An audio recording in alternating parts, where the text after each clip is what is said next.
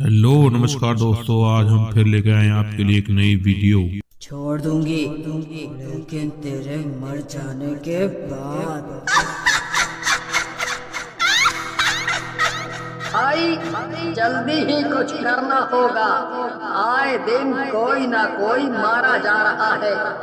भला ऐसा कैसे हो सकता है कि हर दिन किसी न किसी की मृत्यु हो रही है?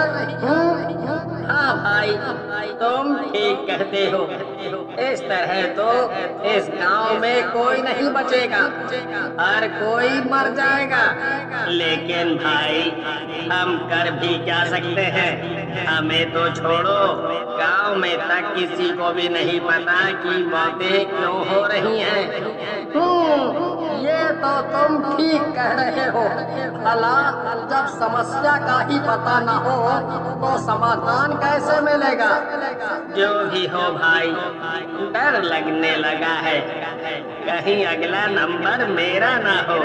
हाँ भाई, ये डर तो मुझे भी लगने लगा है। मैं तो रात होने के बाद घर से बाहर भी नहीं निकलता। लेकिन भाई हमें कुछ तो करना ही पड़ेगा ना।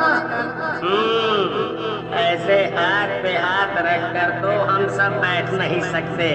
ऐसा करते हैं कि कल मुखिया जी के पास जाके इस बारे में बातचीत करते हैं।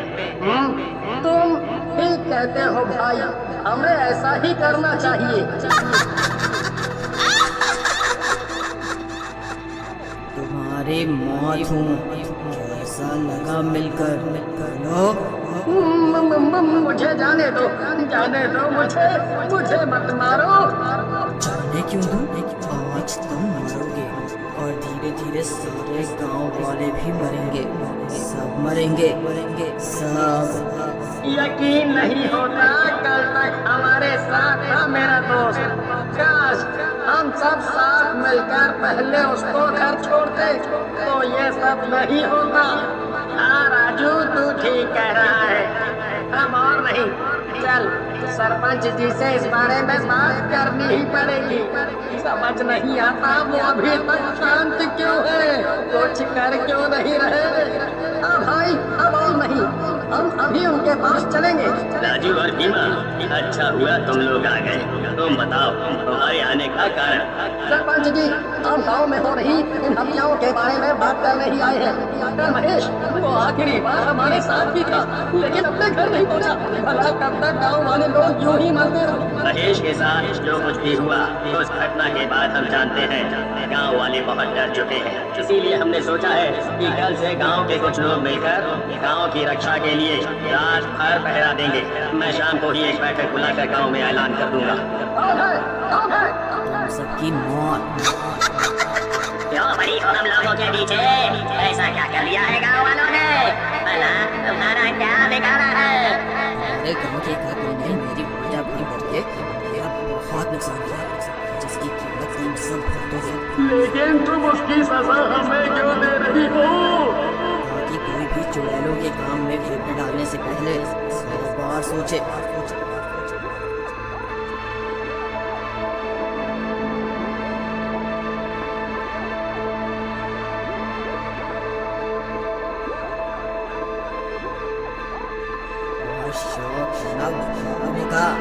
अब भाग।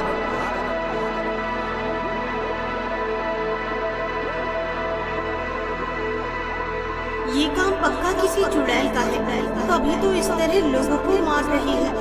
मैं एक बाबा को जानती हूँ, वो जरूर इस चुड़ैल का साया हमारे गांव से निकाल फेंकेंगे। सरपंच जी, इनसे मिलिए, ये वही बाबा है जिन। कहाँ चले आ रहे हो बे? नल की तरफ पीछे हटो बे, भिखारी कहीं के। अरे बेटा, पानी ही पीना चाहते हैं, हम कौन सा तुमसे कुछ मांग रहे हैं?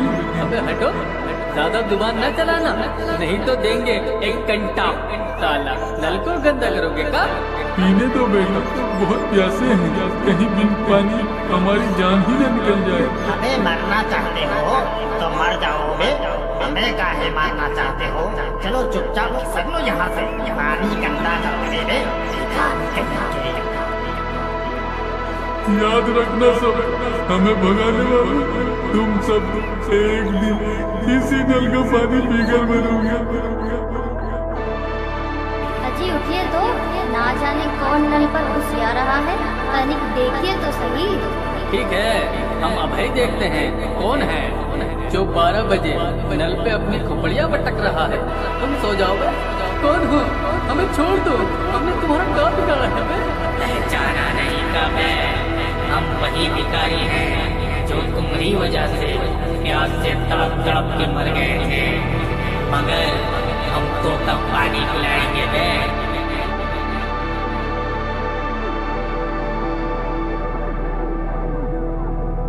हे भगवान, ये क्या हो गया?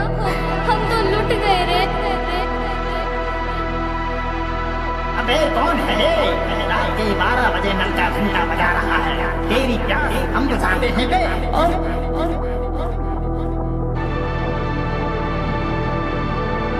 तुम कौन हो? काहे हमारी जान के तुम पर मरे हो? याद कर, एक दिन तूने ही हमें भगाया था और पानी नहीं पीने दिया था मैं, मगर हम तो का पिलावा थे पानी। लो पियो।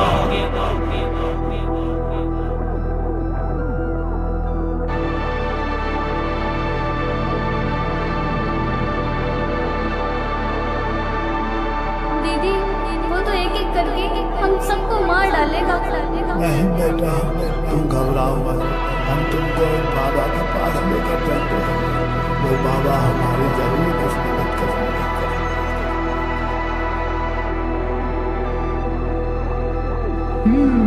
हम सब समझ गए, उन दोनों पापियों ने उस भिखारी को पानी नहीं दिया था। वो बेचारा प्यास से मर गया, इसीलिए अब वो सबको पानी पिला पिला कर मार रहा है। पापा, तो क्या हमें भी अपनी जान गंवानी पड़ेगी? नहीं, तुम सबको कुछ नहीं हो। ध्यान से मेरी बात सुनो। तो आज तुम्हारा नंबर है, मरोगी तुम भी। तुम सबको पानी पिलाते रहे, मगर आज हम तुम्हें पानी पिलाएंगे। आज तुम सब मरोगे, तुम्हारी मौत तुमको यहाँ खींच लाई है। हम सब मरने को तैयार हो, मगर एक तो इच्छा है, पूरी कर दो। हाँ, हमारी इच्छा पूरी कर दो। कहो, क्या इच्छा है तुम्हारी? हमको अपनी असली सूरत दिखा दो।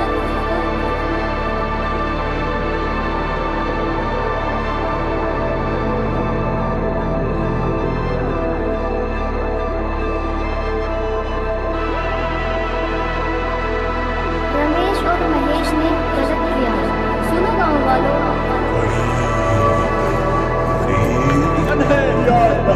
ये क्या मुसीबत है? पहले गाड़ी का टायर पंचर हो गया और अब मेरी ये हालत। आज तो पक्का मुझे इमरान मार ही डालेगा। नहीं करीब, मुझे कैसे भी करके इमरान की शादी में टाइम से पहुंचना ही होगा। या अल्लाह, कटा हुआ सर। या अल्लाह, करीब की भाई ये हालत कैसे हुई? सब खैरियत तो है? हाँ मेरे दोस्त, सब खैरियत है। बस आ जाते समय मेरे साथ एक बड़ी ही अजीब सी चीज हुई। अजीब घटना? या अल्लाह, कहीं तुम्हें ऐसे कटा फूल तो नहीं मिला था? अगर ऐसा है तो ये अच्छा नहीं है। वो अब तुम्हें नहीं चलेगा।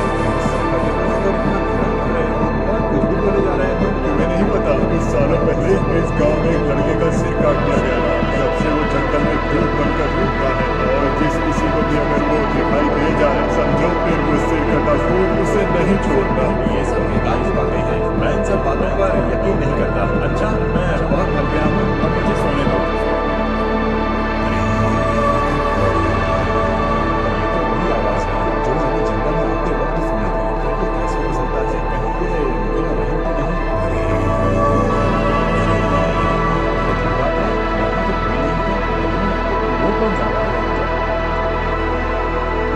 रुको, कहाँ जा रहे हो? मेरी बात सुनो। बचाओ! चिल्ला, पर तुम नहीं बचोगे। कौन हो? और तुम मेरे साथ ऐसा क्यों कर रहे हो? मुझे छोड़ दो, जाने दो मुझे। जाने दो? इतनी मुश्किल से तू मिला है और तू कहता है कि मैं तुझे जाने दूं? ये फरीद कहाँ चला गया? कहीं वो सिर कटा भूत तो नहीं?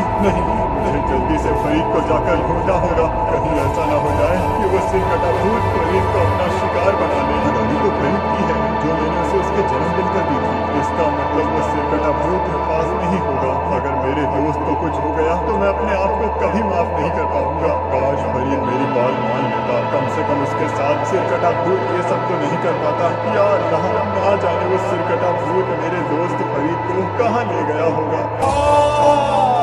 ये चीखने की आवाज तो मेरे दोस्त फरीद की है। या अल्लाह, कहीं सिर कटे भूत ने फरीद के साथ कुछ कर तो नहीं दिया होगा। नहीं, ऐसा कुछ नहीं हुआ होगा। फरीद सही सलामत होगा। मुझे सरकटे भूत से जाकर फरीद को बचाना होगा, नहीं तो वो सिरकटा भूत फरीद से वो सब कुछ करा लेगा जो होना नहीं चाहिए। मुझे छोड़ दो, मुझे जाने दो।